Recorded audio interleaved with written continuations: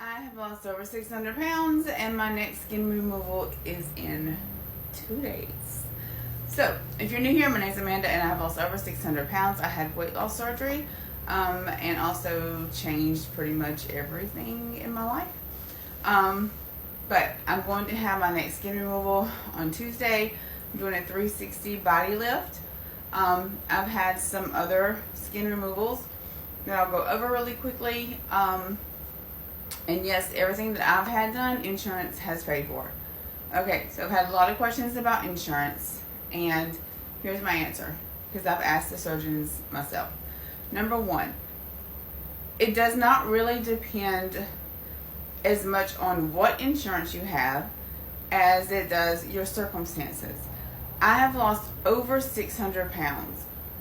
The photographs and information that they send the insurance companies see that, and they see the number of times that I have been hospitalized because of bad infections that I have gotten with the loose skin.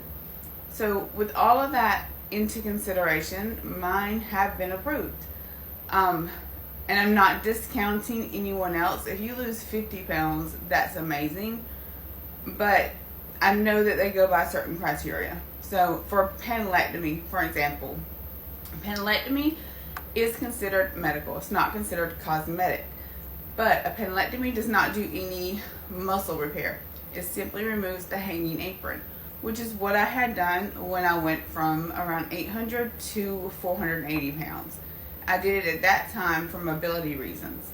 And I know that when I did it then, one of the criteria for a panellectomy is that the flap, like your stomach, this part, for a panellectomy, is that it hangs more than 3 inches over from this line right here, from your like pelvic line. Okay, so that was one of the criteria for a panellectomy.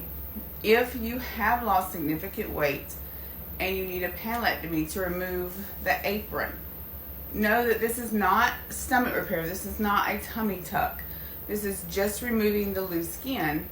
Then you can talk to your plastic surgeon about a panellectomy, or your doctor about a panellectomy, not tummy tuck. If you say tummy tuck, that's considered cosmetic. Okay?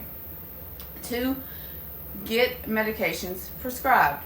If you have loose skin, get prescriptions for the nystatin powder and for rash creams and steroid creams for rashes.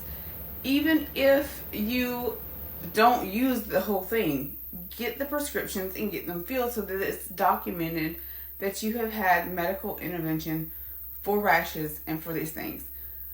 Number 3, if you do get rashes, redness, like women, when we lose a lot of weight, the chest, it goes flat, okay? If you get rashes underneath your breast, or like rashes in the creases of here, or I keep rashes like in the crease of my leg skin, where my legs are, all this skin right here. Okay, take pictures, because they can use those photographs of those rashes to send to the insurance company. If you send a picture to the insurance company wanting a tummy tuck and it looks like, a little bit of wrinkle like this, they're not going to approve it. They're not. So you have to take pictures when you're at your worst, okay? And keep them. You can keep them hidden in your phone, show them to your surgeon, send them to your surgeon so that they can use them with the insurance, okay? But you have to have records. Have records of you being in the gym, trying to tone up. Keep your records, and it will help you get approval with your skin removals, okay? So, with that said, I have had arm skin removal. I've had side skin removal. I've had breast reduction. I did not get implants because insurance does not cover that. They cover like the lift and removing the excess skin, but they don't cover implants. So, I didn't get that.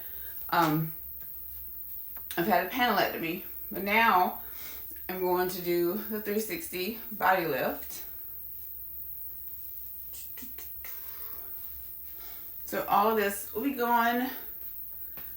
I call them saddlebags. I don't know what the proper name for it is. So when I was bigger, around like between 600 and 800. All of my weight, well, most of my weight was in my stomach.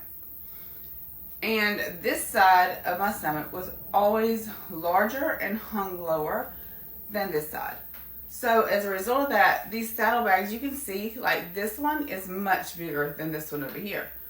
But the problem is like this is super heavy. Okay. So it keeps me off balance when I'm walking around. If I'm walking for a long time or standing for a long time, like I can feel it pulling. So they're going to lipo this because it's just like a nodule. And then pull all that up. This will then pull some of my leg up. My thighs are one of my worst parts. All of this is skin. Okay. But I can't get my thighs done until he does the 360, because when he pulls all of this up, it's going to pull up the leg some. Okay, so he has to see what that leaves with him with down here to work with. So we're doing this first, and then we'll try and get the thighs approved later once I'm healed from this. So as far as the belly button, I told him I don't care. Like I'm not picky. I don't have one. I haven't had one in years. I mean, I don't. What's it even good for? Like I don't care about that. I really don't. I just want to be able to fit in my clothes right and be able to buy pants that fit in the waist and here and not have to wear like a belt wrapped around to keep this part from falling because I have to get them bigger for my hips and stuff. So I don't care about a belly button. I had somebody ask me about scars. Like, I don't care about scars. I really don't. Of course, I'll take measures to like help reduce the scarring, but I mean, I don't care about scars. If I have scars, then they're just part of my story. Like, scars don't bother me. I have scars now. I have scars on my arm from my skin removal. So I mean, scars don't bother me. But yeah, so this is what we're having done so far. So I'm going to take some pictures. So I have some comparisons of before and after. I've done the first part of the video. So I will keep you guys updated and see you soon. Love you. Bye.